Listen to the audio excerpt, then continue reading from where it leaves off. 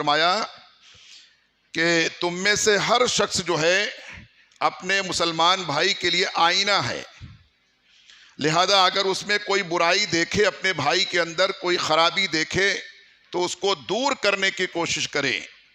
ये हदीस पाक है।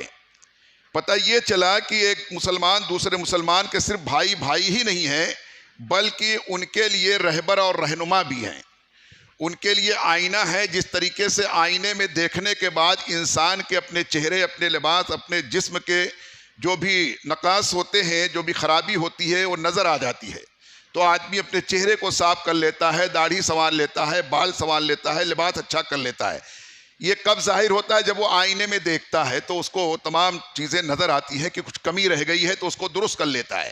फरमाया कि ऐसे ही एक मोमिन दूसरे मोमिन के लिए आईना है, उसके सामने इस तरह से अमल करे कि देखने वाले को ये महसूस हो जाए कि वाह ये ऐसा अमल करता है जबकि मुझ में ये कमी है, मैं ये नहीं करता, लिहाजा ये भी मोमिन मैं भी मोमिन, ये भी मुसलमान मैं भी मुसलमान। तो एक मुसलमान को ऐसे करना चाहिए जैसे कि ये मेरा भाई कर रहा है, लिहाजा मुझे भी ऐसे करना चाहिए, मुझ में ये कमी है, मुझ में ये कमी है। यानी ये ऐसा हमारा अमल होना चाहिए किरदार कि हमारे अमल और किरदार को देखकर हमारा दूसरा भाई अपनी इस्लाह कर ले, जैसे आईने में देख करके अपनी इस्लाह कर ली जाती है। तो ये इसका मतलब हुआ। मुसलमानों की सीरत आईने की तरह है। मुसलमानों की सीरत जो है, मुसलमान की ज़िंदगी के हवाल जो है वो आईने की तरह साफ होने चाहिए। जैसे आईना साफ है तो उसमें साफ नज़र आता है, अगर आईना जो है तो गंदा है, साफ नहीं है, उस पर दाग धब्बे लगे हुए हैं, तो फरमाया कि उसमें कभी कभी अच्छी शक्ल भी ख़राब नज़र आने लगती है। तो इसलिए फरमाया मोमिन की ज़िंदगी जो है, एक मुसलमान की ज़िंदगी, वो आईने की तरह साफ होनी चाहिए, यानी बुराइयों से पाक साफ होनी चाहिए।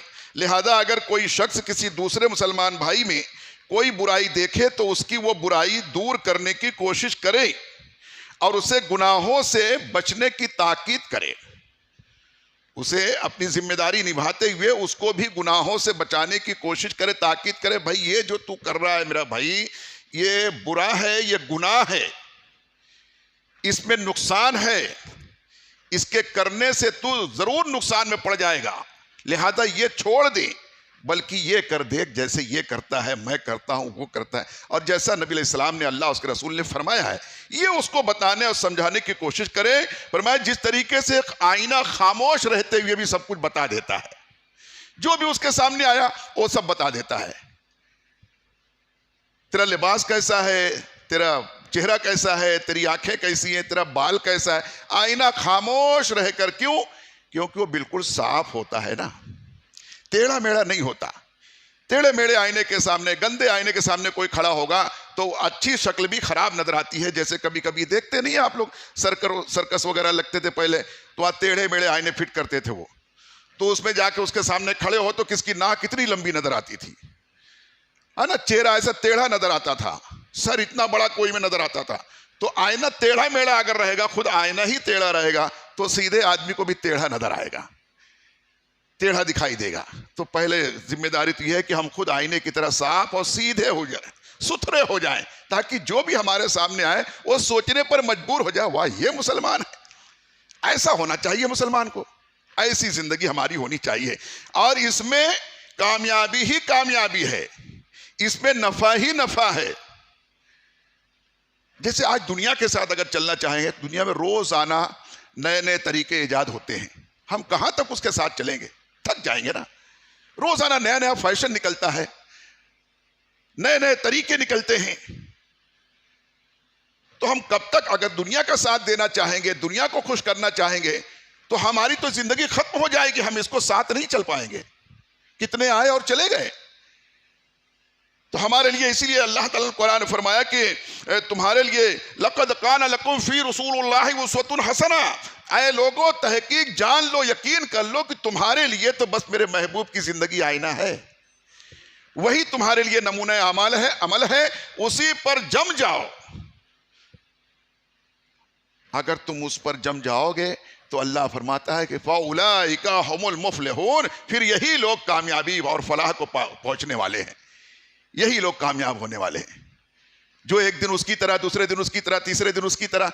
तो ये तरह तरह के तो रोज आते रहेंगे ना, किस किस की तरह बनेंगे हम। जैसे कि आज हमारे नौजवान हैरान है बेचारे, बिल्कुल परेशान हैं, एकदम परेशान है। कोई चेहरा बिगाड़ रहा है, कोई दाढ़ी बिगाड़ रहा है, कोई पलके बिगाड़ रहा है, ऐब्रो छिला दे रहा है।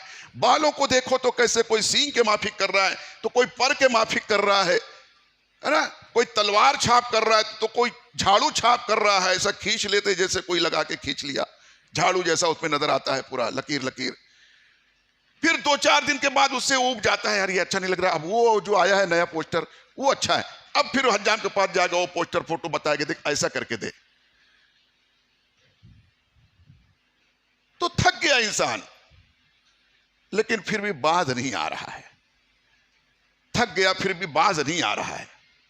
फरमाया किसी किसी को जिसको जो लत लग जाती है, जैसे जो इंसान जवानी से नमाज पढ़ता है बुढ़ापे में भी पढ़ता रहता है, थक गया है फिर भी छोड़ता नहीं है नमाज, ऐसे ही जो जवानी से गुनाह में लगा है, तौबा करना ही नहीं चाह रहा है, तौबा कर ही नहीं रहा है, तौबा की तौफीक नहीं मिल रही है, वो थक गया है, लेकिन बूढ़े होने के बाद भी उसकी आदत नहीं बदल रही है।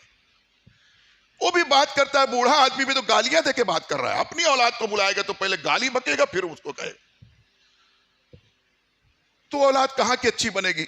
मगर औलाद को अगर अल्लाह तौफीक दे, मांगे अल्लाह से तौफीक कि अगर खुदा करे जिस बुरे बाप की बुरी औलाद अगर अच्छी बन जाएगी तो बाप तो शर्म से चूर होकर के अच्छा बन जाएगा इंशाअल्लाह। तो यह फरमाया गया कि आईने की तरह साफ होनी चाहिए हमारी जिंदगी। हजरत तमीम बिन औस और रहमतुल्लाह रज़ियल्लाहु तआला से मरवी है कि सरवर कायनात अलैहिस्सलाम ने फरमाया कि दीन खैर खाही का नाम है, दीन तो खैर खाई का नाम है, भलाई का नाम है, दरगुजर करने का नाम है। हमने पूछा कि किसकी खैर खाई या रसूलुल्लाह अलैहिस्सलाम, तो हुजूर अलैहिस्सलाम ने इरशाद फरमाया कि अल्लाह की, उसकी किताब की, उसके रसूल की और मुसलमानों के बादशाहों की और आम मुसलमानों की, यानी सबके साथ खैर खाई करो, भलाई करो, दरगुजर का मामला रखो। हमेशा हर किसी से जो है तो एकदम अकड़े मत रहो, तकब्बुर मत करो, घमंड मत करो, थोड़ा झुक करके रहो, दरगुजर कर दो, माफ करो, अफू दरगुजर से काम लो। ये दीन है, ये खैर खाही का नाम। इस दीन में शराब पी के गालियां बकने की गुंजाइश नहीं है, इस दीन में खुशी के मौके पर नाचने की गुंजाइश नहीं है, इस दिन में बिला वजह शोर शराबा करके मरीजों को और बीमारों को और कमजोरों को और पढ़ने लिखने वाले तलबा और स्टूडेंट को डिस्टर्ब करने की गुंजाइश नहीं है। हर किसी का ख्याल रखने का हुक्म दिया गया है। तुम्हारे यहाँ शादी पड़ गई तो इसका मतलब ये नहीं कि पड़ोसी में कोई पड़ोस में बीमार है तो तुमको हम क्या करें, अपनी शादी ना करें, हम शादी में डीजे ही बजाएंगे चाहे पड़ोसी मर ही जाए। फरमाया ये इस्लाम में इसकी गुंजाइश नहीं है।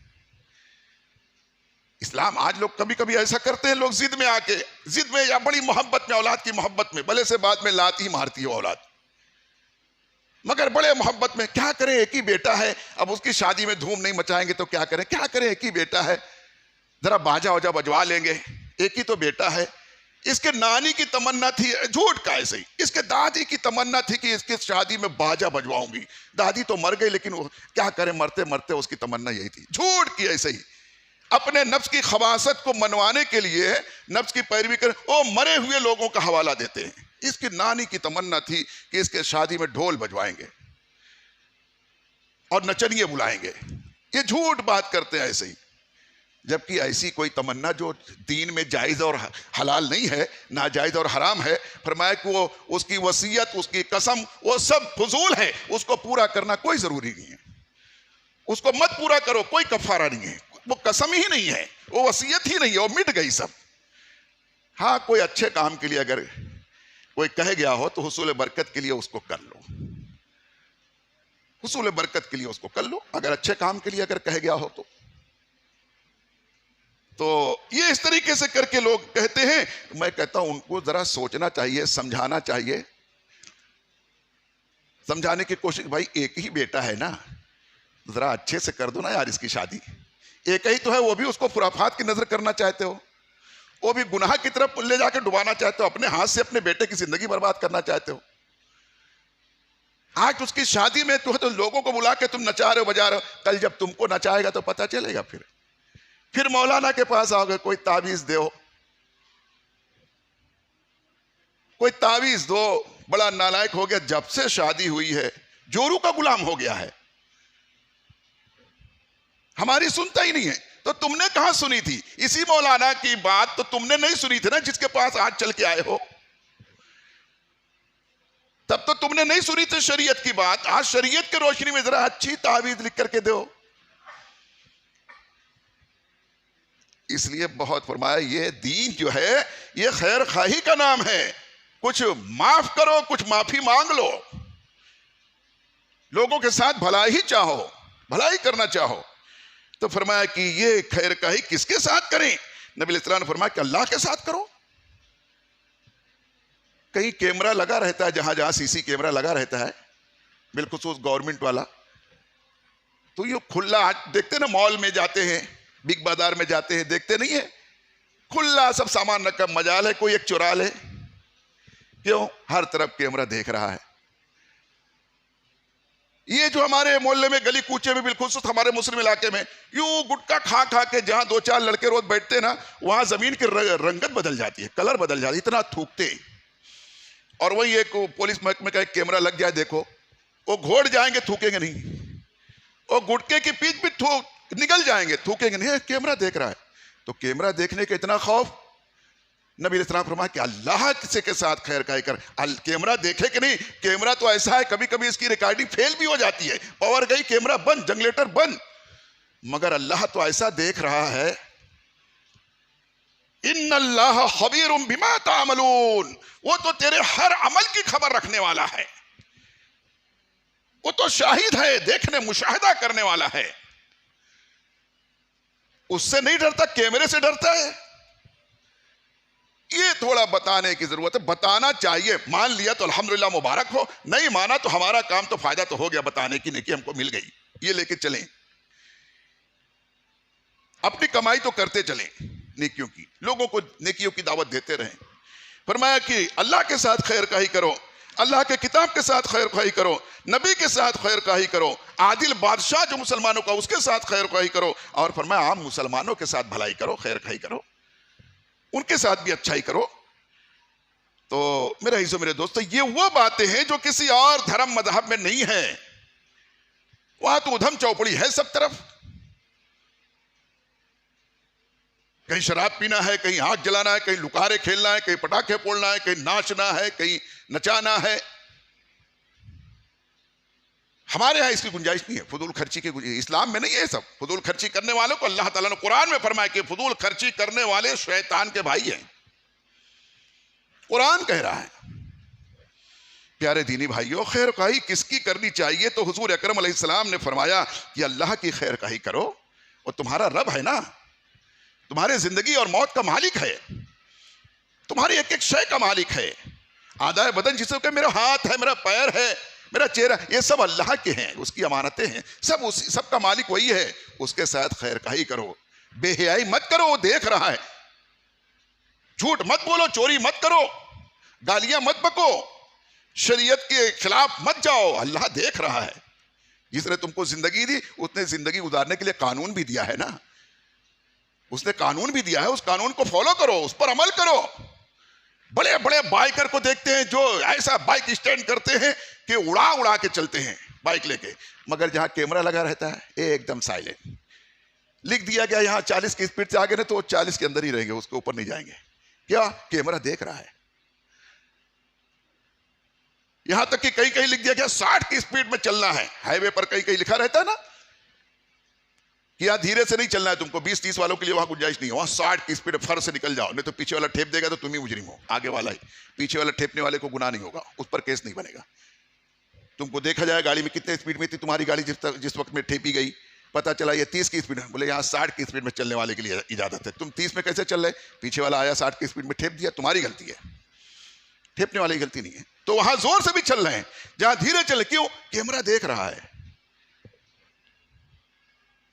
वहां जो है तो ट्रैफिक हवलदार खड़ा हुआ है, महकमा पुलिस वहां देख रही है, तो उसका इतना खौफ है। अल्लाह के फरिश्ते सब देख रहे हैं, सब सुन रहे हैं, सब लिख रहे हैं, इसका खौफ नहीं है। अल्लाह की निगाह है, कुदरत तुम्हारे बाल से ज्यादा बारीक चीजों को भी, तहखाने में छुपी हुई चीजों को भी, तुम्हारे दिल में होने वाले ख्यालात और इरादों को भी जानता और देखता है। उससे नहीं डरते, इसीलिए जिंदगी बेरहमी का शिकार हो रही है। जो आज बर्बादी के शिकार हो रहे हैं, बगैर समझे आदमी कहीं भी, एक बच्चा होता है अंगारे को फूल समझ के हाथ में ले लिया तो तकलीफ तो हुई ना, फिर पीला पीला दिखा फूल, अंगारा समझा कि फूल है, गप से हाथ पकड़ लिया तो जल गया ना। अब जब जला तो बच्चे को थोड़ी खाली तकलीफ हुई, उसको तो तकलीफ हुई, उसके माँ बाप को तकलीफ हुई, रिश्तेदार को तकलीफ हुई, सबको पूरा घर तकलीफ में आ गया। ऐसे ही हमारे माशरे में बिगड़े हुए जो लोग हैं, नौजवान हैं, वो ऐसे ऐसे गंदे काम कर रहे हैं कि पूरा मुआशरा तकलीफ में मुब्तला हो गया है। इस तकलीफ से अगर बचना चाहते हैं तो हमें यह काम करना जरूर, नेकियों की दावत दें, अम्र बिल मारूफ यानी नेकियों की मारूफात की दावत दें, व नहीं अनिल मुनकर, और मुनकरात से यानी बुराइयों से रोकने की कोशिश करें। वरना मैं बार बार कह रहा हूं, तकरीबन रोज कह रहा हूं कि जो बुराई आज वहां नजर आ रही है ना, एक दिन हमारे घर में घुस जाएगी। बुराई बहुत तेज चलती है, झूठ बहुत रफ्तार से चलती है, मगर हकीकत यह है कि झूठ रफ्तार में तो बहुत चलता है, झूठ बहुत जोर से बढ़ता है, फैलता है, मगर मंजिल पर सच्चाई ही पहुंचने वाली है। तो सच्चाई का दामन थामे रहे। फरमाया नबी अलैहि सलाम कि अल्लाह के साथ खैर खाई करो। अल्लाह जल्ल शानहू की खैर खाई यह है कि उसकी हम्द व सना करो, उसकी इबादत करो। खैर खाई का मतलब यह है कि उसकी फर्मा बरदारी करो, उसकी हम्द करो, तारीफ करो, उसकी सना करो, उसकी इबादत करो। और फरमाया एक रिवायत में, हदीस पाक में है कि इबादत इस तरह करो जैसे तुम अल्लाह को देख रहे हो। और अगर ऐसा नहीं तसव्वुर जम रहा है तुमको, कम से कम यह तसव्वुर जरूर करो कि अल्लाह तुमको देख रहा है।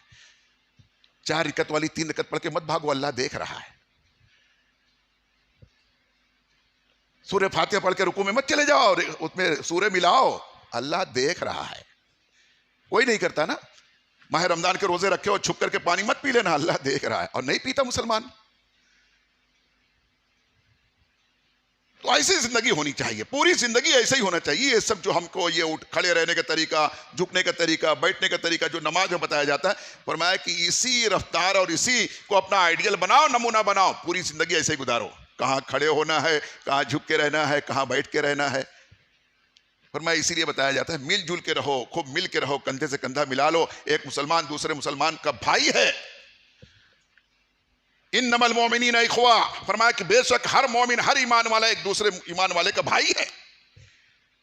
तो खुवत और भाईचारगी का नमूना बन करके रहो, मिल के रहो, जैसे सब बनाते हो। ये नहीं तो यार ये गरीब कहां से आके खड़ा हो गया, कोई नहीं देखता। बादशाह के बाजू में जो है तो आके वजीर और बादशाह के बाजू में आके गुलाम खड़ा हो गया तो कोई नहीं कहता तू पीछे जा ना, खड़ा हो गया तो खड़ा हो गया। अल्लाह ने कानून बनाया ना, जिंदगी दिया तो कानून भी दिया है। यही कानून लेकर के फरमाया दुनिया में फैल जाओ। इसको छोड़ के फैलना चाहोगे तो फैल नहीं पाओगे और समेट दिए जाओगे। फरमाया कि उसकी खैर खाई यह है कि उसकी बंदगी करो और उसकी हम्द करो, सना करो। और किताबुल्लाह यानी अल्लाह की किताब कुरान पाक की खैर खाई यह है कि उस पर यकीन के साथ अमल किया जाए, उस पर यकीन के साथ अमल किया जाए। कुरान जो हम पढ़ते हैं उस पर ईमान लाते हैं, हमारा ईमान है। हम कहते हैं वह कुतुबिही, है ना, आमनतु बिल्लाहि व मलाइकतिही व कुतुबिही व रुसुलिही, पढ़ते हैं ना। आम ईमान लाया मैं अल्लाह पर और उसके फरिश्तों पर, उसकी किताबों पर, उसके रसूलों पर ईमान पढ़ते हैं ना, कलमा हमारा। फरमाया कि उस पर पूरे यकीन के साथ अमल भी करो।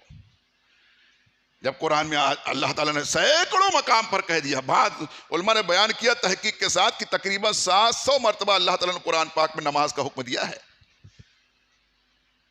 पूरे 30 पारे में 114 सूरतों में तकरीबन 700 मरतबा जो है नमाज का हुक्म दिया है, उलमा बयान करते हैं।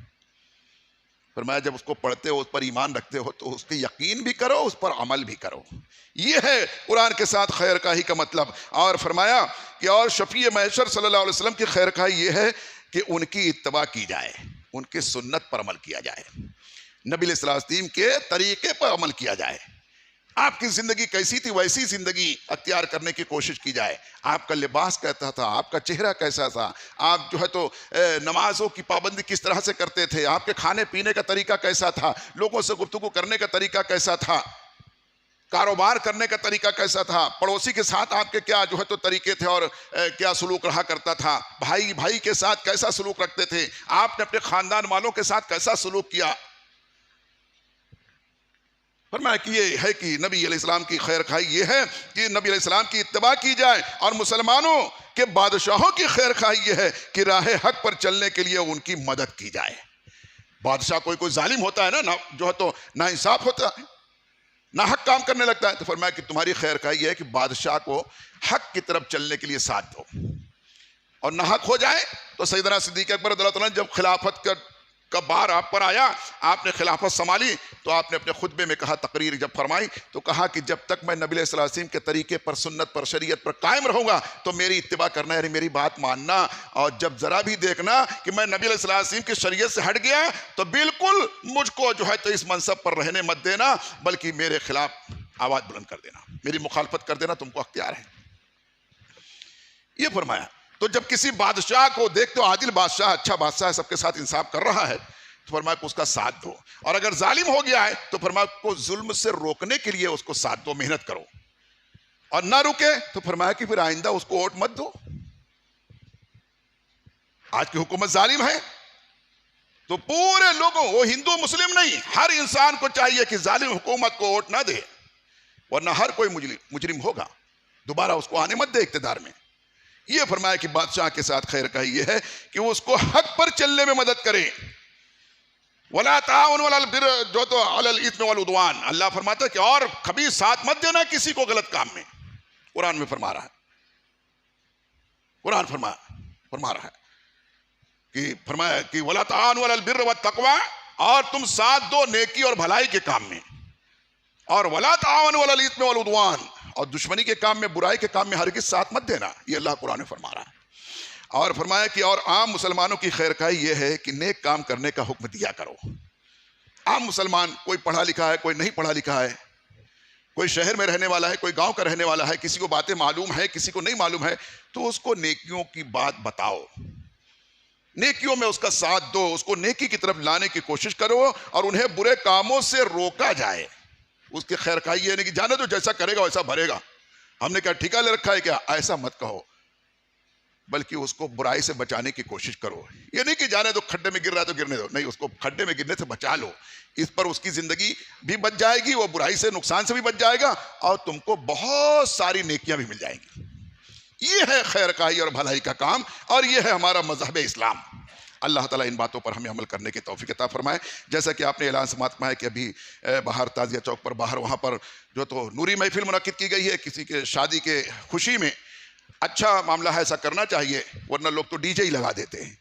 तो वहाँ नूरी महफिल, नाते पाक, हमद वगैरह पढ़े जाएंगे। हो सकता है आखिर में अगर हुक्म हुआ तो कुछ बयान भी करने का मौका मिला तो इंशाल्लाह मैं बयान भी करूँगा, और ना नूरी महफिल तो होना है। तो जिनको भी मौका है खाना पीना खा करके आ जाएं, महफिल में शिरकत करें, ताकि जितनी देर वहाँ बैठे रहेंगे इंशाल्लाह बुराई से बचे रहेंगे, और नेकियों की बरसात हम पर, रहमतों की बरसात इंशाल्लाह होते रहेगी। अल्लाह ताला नेकियों की तौफीक अता फरमाए।